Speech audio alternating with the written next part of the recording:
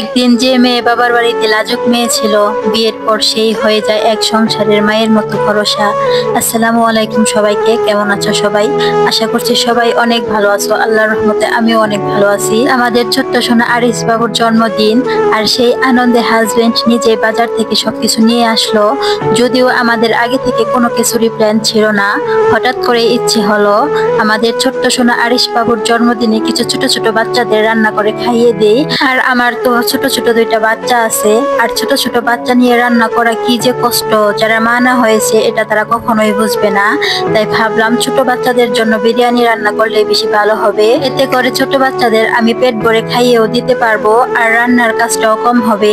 সংসার সামলাতে সামলাতে কত স্বপ্ন বিসর্জন দিতে হয় তা শুধু একজন নারী জানে। মেয়েরা বিয়ের পর শুধু স্ত্রী হয় না, হয় মা, হয় সংসারের ভরসা, হয় ভালোবাসার অবিরাম উৎস। আর আমি আগে কখনো এতগুলো বিরিয়ানি একসাথে রান্না করি নাই, কিন্তু হাজবেন্ড আমাকে ভরসা দিয়েছে যে তুমি রান্না করতে পারবা।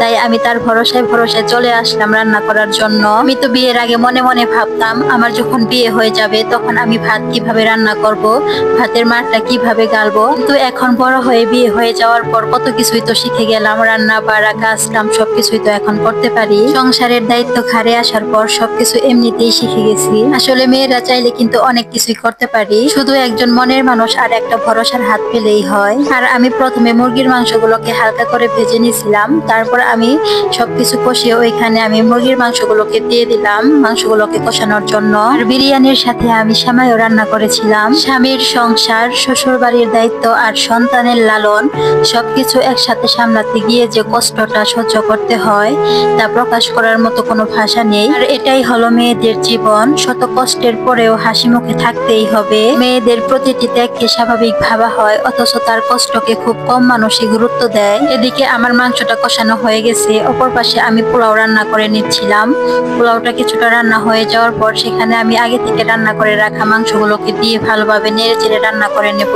আর আজকে জন্মদিনের আমাদের যেহেতু আগে থেকে কোনো প্ল্যান ছিল না, তাই আমার হাজবেন্ড অল্প সময়ের ভিতরে যতটুকু আনতে পেরেছে ওইটুকুই আনার চেষ্টা করেছে। এখন আমার রান্না বাড়ার কাজ শেষ হয়ে গেছে, তাই এখন আমি চলে আসলাম ঘর সাজানোর জন্য। আর আমার সাথে ছোট ছোট বাচ্চারাও ঘরটাকে সাজিয়ে দিচ্ছিল। আর আমাদের কেক কাটার ভিডিওটি তোমরা আমার আগের ভিডিওটিতে দেখে ফেলেছো। আর হ্যাঁ, এখন থেকে তোমরা যারা আমার ভিডিওগুলো দেখে কমেন্ট করবে, আমি তাদের কমেন্টগুলোর রিপ্লাই আমার পরবর্তী বড় ভিডিওর মাধ্যমে দিয়ে দিব।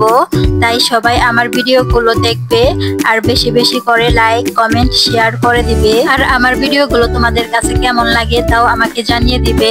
আজকের ভিডিওটি এই পর্যন্তই। সবাই অনেক ভালো থাকবে, সুস্থ থাকবে। সবাইকে আল্লাহ হাফেজ।